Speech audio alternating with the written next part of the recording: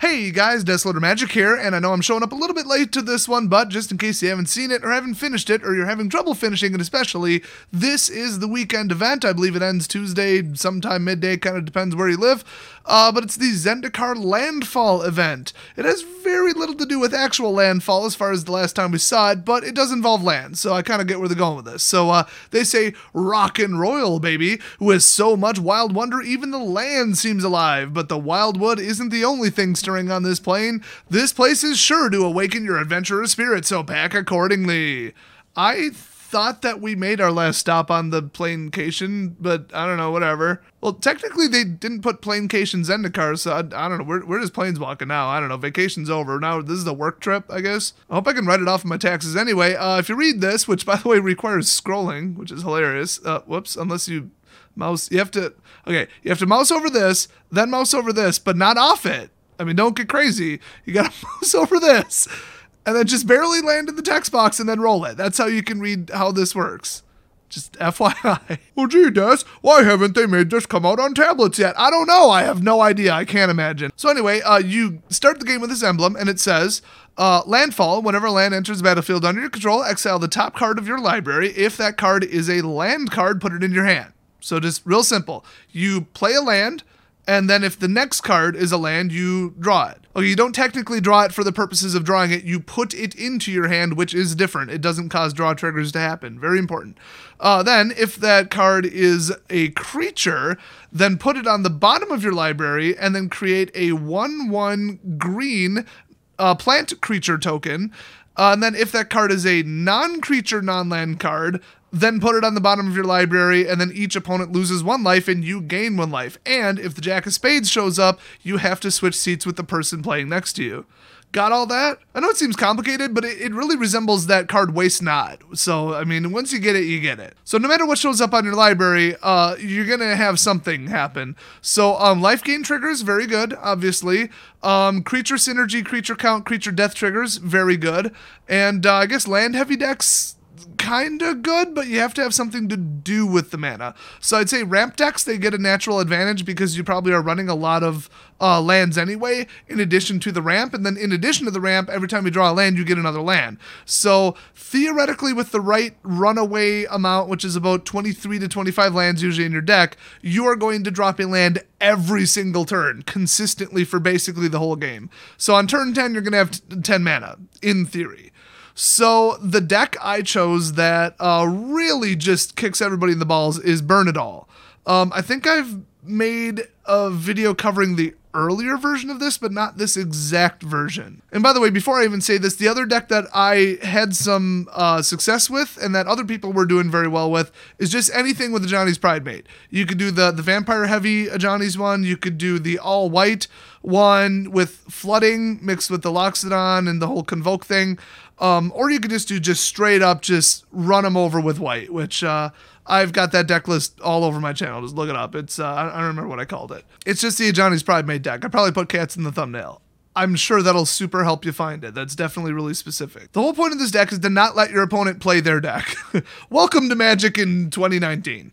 So it's got 4 Divest, which is just hand disruption, you get rid of a creature or artifact. Duress, hand disruption, you get rid of a non-creature, like anything at all. Well, non-creature, non-land, but then Vampire of the Dire Moon, just because Death Touch Lifelink just ends combat. It's over. You're going to kill the next thing that swings. And if they waste the removal on it, they are going to regret it.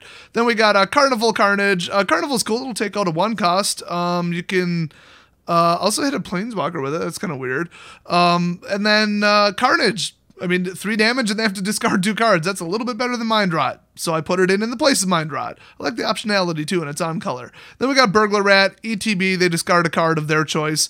Davriel, they discard a card of their choice, but damn. And then when they start getting, 1 or fewer cards in hand, every upkeep they take 2 damage. Ouch. Then we got Heartless Pillage. This one's just mean because it's ramp mixed with Mind Rot. Oh boy. If you're running Mind Rot, replace this. It's just better. It's just literally a better card. So target opponent discards 2 cards of their choice, but hey. And then raid, if you attacked with a creature already this turn, create a treasure token. So in other words, second main phase after combat, swing with something, ta-da. And you got a lot of throwaway creatures and death touchers and whatever, you can get away with it. Then we got Toll of the Invasion. This is a new one, I like this one. It's a 3-cost sorcery and it only gets rid of 1 card, but you choose it. Very important, and there's no restriction. And then you get a mass 1, so you get a little throwaway creature. So that together made it worth triple Duress and Divest, in my opinion. But I did only put in 2 because, I mean, you can't get too crazy with this. Although, with the amount of mana in this event, hey, you know, but you do want some 1 cost. You need something to do on the first couple turns. So, you know, you just choose any card from it, get rid of it, that's it. Then Bedevil, love this card. Destroy target artifact, creature, or planeswalker. I mean, it speaks for itself. Then Phyrexian Scriptures, the 1-turn time-delayed board wipe. I love it. It also clears somebody's graveyard. I mean, you never know. That might do something. But you do get to put a 1/1 counter on up to 1 target creature. So there you go. Your creature's bigger. That might buy you some time. And then it becomes an artifact. And then phase 2 here, next turn, destroy all non-artifact creatures. So you keep that 1 creature and board wipe the rest. I mean, I think there was like a 9-cost spell or 8-cost spell that did that back from the Khans block. Or Tarkir block, I should say. Yeah, and then third, exile all cards from all opponents' graveyards. So, I mean, it's kind of fun.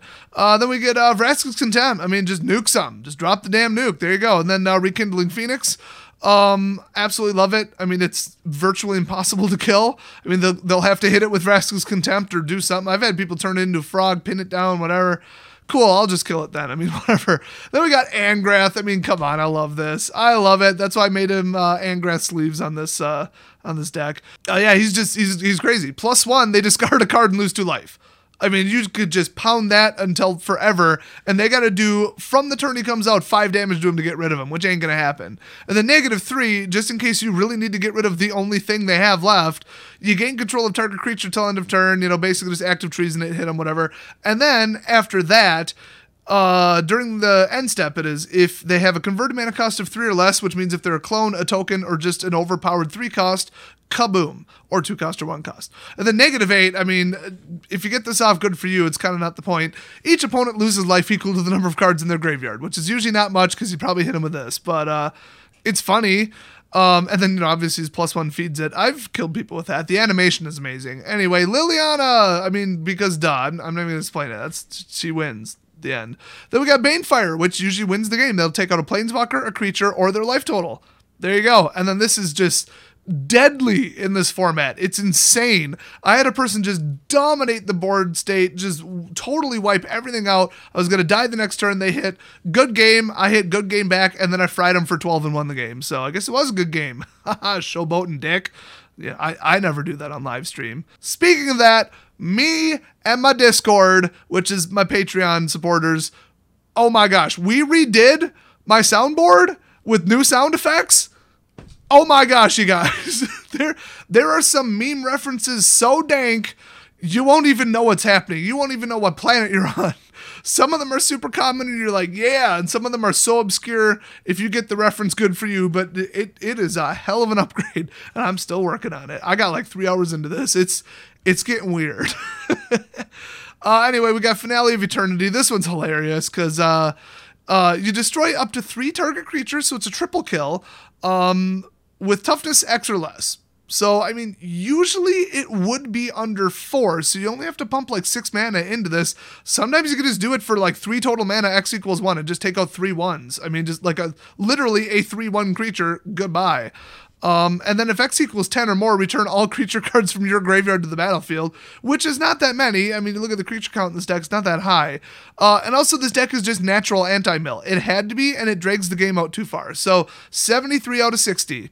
That's right, 73 cards they literally put out of 60.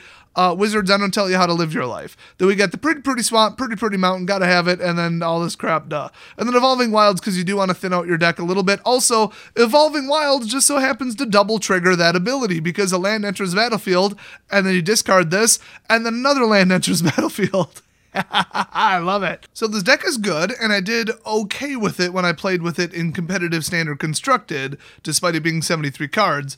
But the issue kept showing up where if I didn't get to 4 mana, the deck would just fall flat. I would, piss them off, but I wouldn't win the game. So if it would get stranded at 3 or even sometimes 4 mana, ooh, I mean, it got really rough really quick. It's sitting on, one of these, and you can't pay for it. Watch out. That's where this event comes in, where you are going to have enough mana, but even if you need to stall a little bit, this is how you do it. You stall for cheap. I mean, Death Touch, Hand Disruption, discard, yikes. I mean, it's like this deck was built for the event. And I love these weird, quirky, interesting decks that's like a gameplay you've never tried before. They just kind of make something up and then you do it. Nobody takes it too seriously and losses don't matter. I mean, wonderful, wonderful invention on the Arena Crew's part. I almost said Wizards of the Coast part. Nope, it's the Arena creators part, which are recent hires to Wizards of the Coast. I'm trying to slyly imply here that they aren't Wizards of the Coast employees, even though they are. You know what I mean. Anyway, if you love these events, hopefully this will help you win it if you still haven't yet. So I've got the deck list in the description, but you can't directly copy and paste it like with the importer into Arena. It won't work because basically, long story short, the HTML is written wrong and the clipboard puts it with no line returns. I'm sure that makes lots of sense to everybody, but basically you'd have to paste it in a notepad first and then hit enter a bunch of times to put in line returns. Just build the deck manually. It's a list. Just do it. So don't forget to leave a big ol' like on the video. Thanks for watching, and I will see you guys next video.